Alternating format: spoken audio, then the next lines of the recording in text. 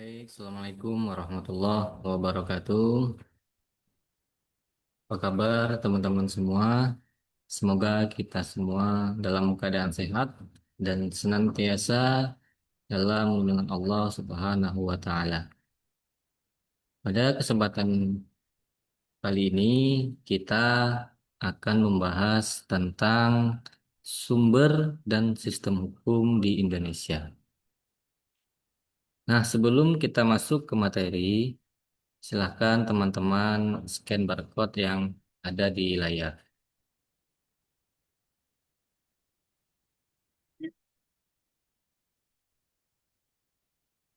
Baik teman-teman semua, seperti yang kita ketahui bahwa sumber hukum adalah segala sesuatu yang melahirkan aturan yang bersifat mengikat dan menjadi pedoman dalam kehidupan bermasyarakat dan bernegara. Di sumber hukum ini adalah suatu aturan yang bersifat mengikat dan menjadi pedoman dalam kehidupan bermasyarakat dan bernegara. Nah, di dalam pengertian sumber hukum atau sumber hukum ini sendiri terdapat dua poin. Yang pertama, sumber hukum material dan sumber hukum formil. Nah, sumber hukum material adalah faktor-faktor yang mempengaruhi lahirnya hukum. Contohnya, yang pertama itu agama, nilai moral dan ajaran agama sering menjadi dasar penyusunan hukum. Kemudian, kesusilaan dan adat, kebiasaan yang berlaku di masyarakat sering menjadi bahan pertimbangan dalam pembentukan hukum. Kemudian faktor sosial, ekonomi, dan politik. Perubahan situasi sosial, ekonomi, dan politik suatu negara juga dapat mempengaruhi lahirnya undang-undang baru. Kemudian ilmu pengetahuan dan teknologi, kemajuan iptek yang mendorong lahirnya hukum yang baru. Itu sumber hukum material. Kemudian ada juga sumber hukum formil. Sumber hukum formil ini sendiri diartikan bahwa bentuk atau cara hukum dinyatakan secara resmi. Di sumber hukum formil ini artinya sumber hukum yang bentuknya itu sudah ada dan dinyatakan secara resmi. Nah, sumber hukum yang pertama itu ada undang-undang. Apa yang dimaksud dengan undang-undang? Undang-undang merupakan peraturan tertulis yang dibentuk oleh lembaga yang berwenang. Nah, jadi undang-undang ini disebut juga dengan hukum positif. Artinya hukum yang tertulis di peraturan perundang-undangan tentu saja yang dibentuk oleh Dewan Perwakilan Rakyat DPR bersama Presiden. Kemudian sumber hukum yang kedua itu ada sumber hukum dari kebiasaan. Nah, kebiasaan masyarakat yang diakui sebagai hukum, misalnya ada hukum waris adat atau hukum tanah adat. Kemudian, sumber hukum yang ketiga itu ada jurisprudensi. Nah, jurisprudensi ini sendiri artinya keputusan hakim yang dijadikan acuan oleh hakim lain dalam memutus perkara serupa di masa mendatang. Jadi, menurut Undang-Undang Kehakiman, bahwa hakim itu bisa keluar dari undang-undang. Dan keputusan hakim yang terdahulu itu bisa diikuti oleh hakim-hakim yang selanjutnya ketika ada perkara-perkara yang sama. Kemudian, sumber hukum yang keempat itu ada traktat. Traktat adalah kesepakatan atau perjanjian antar negara yang berlaku dan mengikat. Misalnya ada perjanjian antara negara Indonesia dengan negara Arab atau negara Malaysia tentang perjanjian tenaga kerja Indonesia yang bekerja di luar negeri. Nah, itu juga dalam isi perjanjiannya juga bisa berisi tentang bagaimana penempatan, kemudian bagaimana keselamatan TKI kita di luar negeri. Nah, itu dituangkan bisa juga sebagai peraturan atau MOU. Nah, ini juga disebut dengan sumber hukum atau traktat. Nah, kemudian yang terakhir ada doktrin. Apa itu doktrin?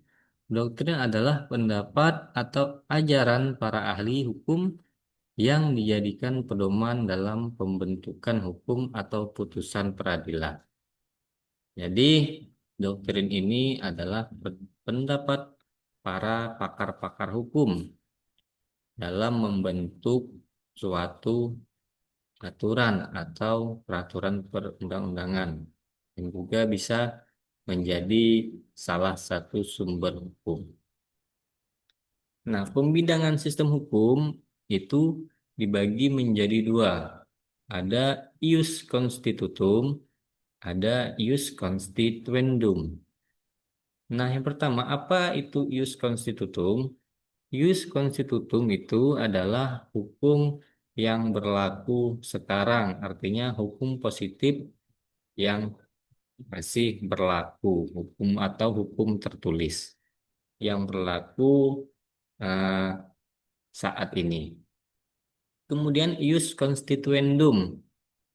Ius constituendum itu adalah hukum yang berlaku di masa yang akan datang.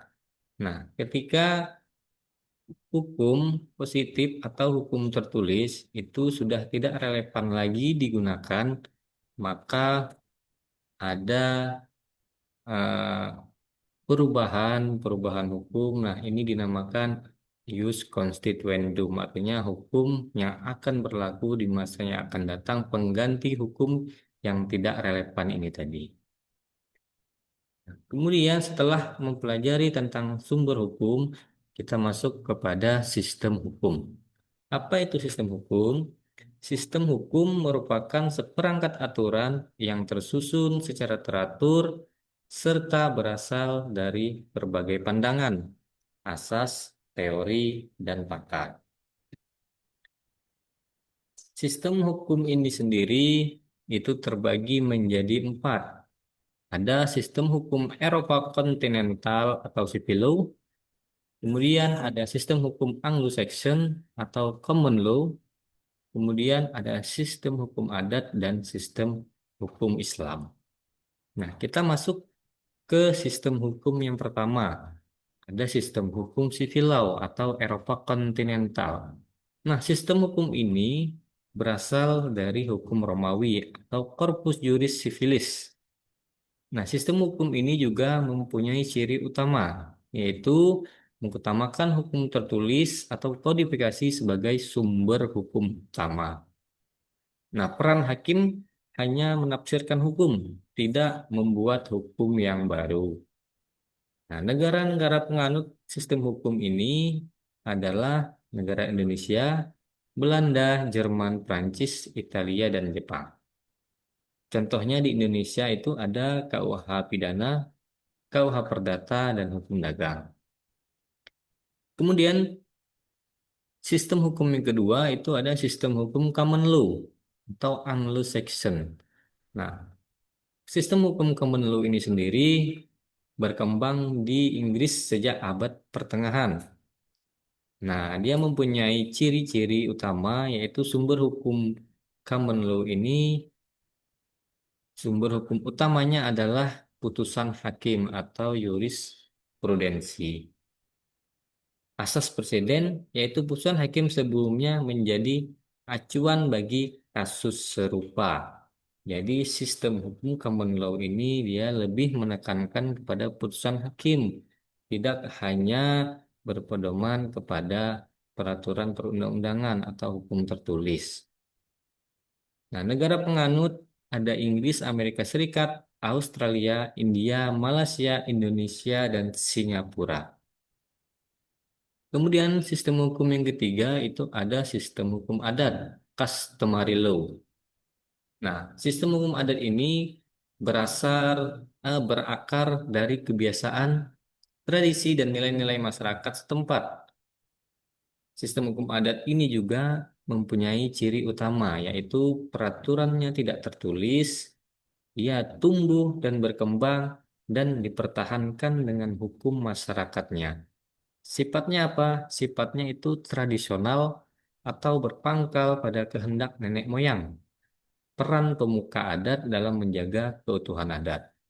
Ya, sifatnya itu fleksibel dan juga berkembang sesuai kondisi masyarakat. Jadi, sistem hukum adat ini dia turun-menurun. Contoh misalnya ada adat Minangkabau, waris matrilineal, atau hukum adat Bali, sasi laut yang di Maluku. Sistem hukum yang keempat itu ada sistem hukum Islam atau syariah. Asal-usulnya bersumber dari Al-Quran, hadis, ijma, dan qiyas. Nah, sistem hukum Islam mempunyai ciri utama. Apa itu cirinya? Yaitu mengatur aspek ibadah dan muamalah hubungan antar manusia. Juga diterapkan di negara-negara Islam atau sebagian negara dengan mayoritas Muslim. Negara penganutnya ada Arab Saudi, Iran, Brunei Darussalam, dan sebagian hukum di Indonesia. Nah, jadi keempat sistem hukum ini tadi, Indonesia menganut hukum hibrid karena di setiap sistem hukum ada negara Indonesia. Kenapa Indonesia menganut hukum hibrid? Karena di setiap sistem hukum, seperti misalnya hukum positif, hukum sesuai peraturan perundang-undangan, Indonesia juga juga eh, menganutnya. Kemudian dari hukum Anglo-Saxon juga Indonesia menganut hukum Anglo-Saxon, artinya hakim tidak hanya berpedoman kepada perundang-undangan. Nah, jika dirasakan bahwa eh, putusan atau sanksi di peraturan perundang-undangan itu terlalu berat, artinya hakim bisa memutuskan lebih ringan sesuai hati nurani hakim. Nah, hukum adat di Indonesia juga diakui karena Indonesia beragam suku, beragam agama, dan beragam adat dan kebiasaan. Salah satunya misalnya ada tadi adat Minangkabau dan adat Bali. Nah, kemudian sistem hukum Islam juga diterapkan di Indonesia walaupun tidak semuanya, hanya sebagian. Misalnya kita ada peradilan agama, ada eh, apa cerai, kemudian kawin dan hukum waris. Nah, selanjutnya ini ada tugas untuk teman-teman. Silakan teman-teman scan untuk mengevaluasi hasil dari materi yang kita pelajari pada hari ini.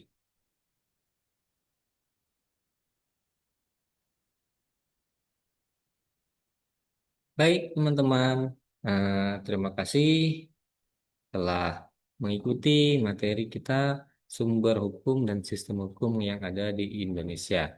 Nah, selanjutnya kita akan bertemu kembali di materi yang akan datang. Baik, terima kasih. Semoga kita sehat-sehat selalu dan dapat berjumpa di kesempatan yang lain. Terima kasih. Saya akhiri. Assalamualaikum warahmatullahi wabarakatuh.